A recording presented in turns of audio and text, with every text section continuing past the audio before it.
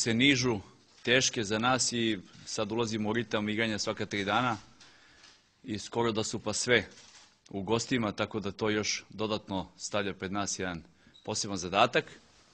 Međutim, mi smo u dobrom momentu što se tiče psihologije. U pobedničkoj seriji imamo 3 vezane pobjede do sada, od toga 2 na teškim gostovanjima, tradicionalno teškim, gde Zvezda prošle godine nije uspela da pobedi.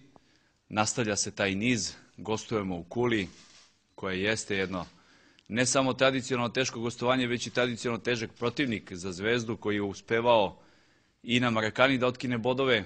Dakle, mi smo motivisani kao i uvek, bez obzira na poštovanje prema Kuli koje postoji, naravno, jer i oni se nalaze u jednom delikatnom trenutku promjena trenera koja je usledila sada, koja obično ima jedan pozitivan efekt na grupu.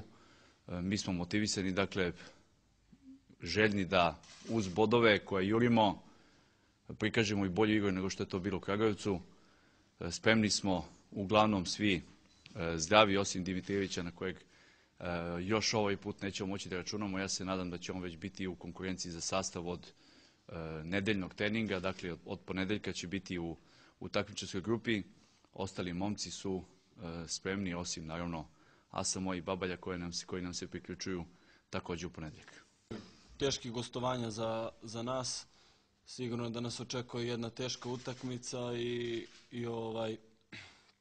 ništa, da ćemo sve od sebe da nastavimo taj pobjednički niz koji nam dosta znači i sutra uz podršku navijača doći do nove pobjede. Da li vas ošto motiviše činjenica jer igrača na prethodnoj utakmici za utakmicu od Zvezdom? Neke stvari stoje fiksne, to je da je Kula uvek teško gostovanje za Zvezdu i kao druga stvar da Zvezda uvek ide u Kulu da pobedi.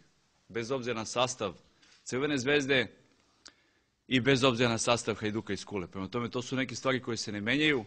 Najprostije pitanje, najlogičnije, opet ne menja ništa ni u našoj pripremi utakmice. Da li to nas nešto dodatno motiviše? Pa ne. Nas motivišu 3 boda, mi idemo tamo po bodove. Mi vrlo dobro znamo koji je naš put. U ovom trenutku taj put prolazi kroz Kulu.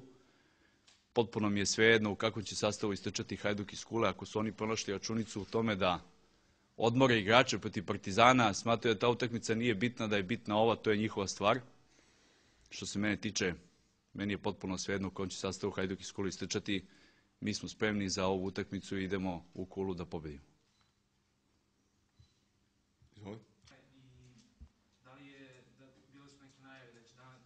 Slažem se, sigurno da je zdrava konkurencija uvek dobra u jednom timu i sigurno da svaki igrač i onaj koji je u drugom planu u tom trenutku mora da radi jako jer konkurencija je jaka i vrlo brzo može ući u tim, tako da mislim da je konkurencija vrlo dobra po timu. Ja pamtim Kulu i gostovanje u Kuli po jednom detalju koji sam video i koji nikad neću zaboraviti, da od skretanja s autoputa i od prolaska tamo kroz Vrbas, kad sam posljednji put sa Crvenom Zvezdom bio u Kuli, to je bio maj mesec 2008. godine, su ljudi peške išli duž puta polako i išli na stadion. To je neverovatno, u pitanju su distance od, ne znam, 10-15 kilometara. Taj entuzijazam ne može da se zabrani i ti ljudi će svakako doći. Ne znam, ne razumem se u te kazne i u propise, naročito ne u te nove. Očigledno se i to menja svake sezone. Zvezda će sigurno imati podršku navijača u Kuli. Da li će oni biti organizovani, neorganizovani, da li će ulaziti po jedan, po dvojica, po trojica na ovu ili onu tribinu. Zvezda ima veliki broj obožavalaca u tom kraju i ne samo iz tog regiona, nego i šire ljudi dolaze i doći da gledaju Zvezdu. Siguran sam da će svaki čovjek kome je Zvezda u srcu pronaći način da uđe na stadion, da ne ugrozi nikoga i ništa i da nijednu kaznu ne dovede u pitanje, ali sam siguran isto tako da će na stadionu u Kuli Zvezda imati veću podršku od Hajduka. Svaki čovjek koji se ikad u svom životu bavio sportom, pa makar rekreativno, zna da se takve vrste nesporazuma izglede neposredno posle u slačionici već. Prema tome, to se dešava, to nije lepo kad se desi, ali to može, naročito ukoliko imate dobru konkurenciju i zdrav režim rada na treningu, to isto može negde donekle da se razume.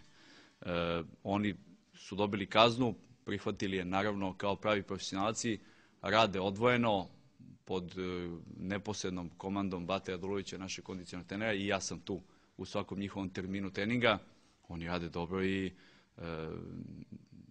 pokazuju da imaju veliku želju da se priključe ponovo u prvom timu. Oni će ponovo biti u prvom timu u ponedeljak u 10 sati na treningu. Život se nastavlja, idemo dalje. Naš cilj nije da jurimo veštice i da upiramo prstom u nekoga, da okrivljujemo nekoga za nešto. Naš cilj je da napredujemo kao grupa, da napredujemo kao tim u svakom pogledu, i u pogledu igre, i u pogledu zajedništva, i u pogledu izgradnje timskog duha, jer na kraju krajeva to su parametri koji vam na kraju sezone donose veliku radost, a za nas je radost osvajanje prvenstva.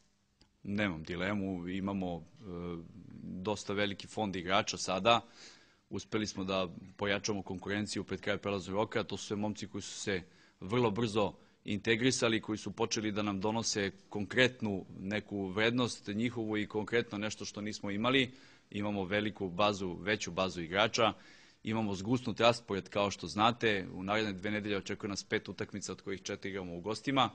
I rotacije koje ćemo primenjivati su minimalne, a odnose se pre svega na nivo energije kod igrača, odnosno njihovu sposobnost da ponavljaju velike napore u 3 dana. Dakle, uvek će biti po neko malo osveženje, ali okosnica je to.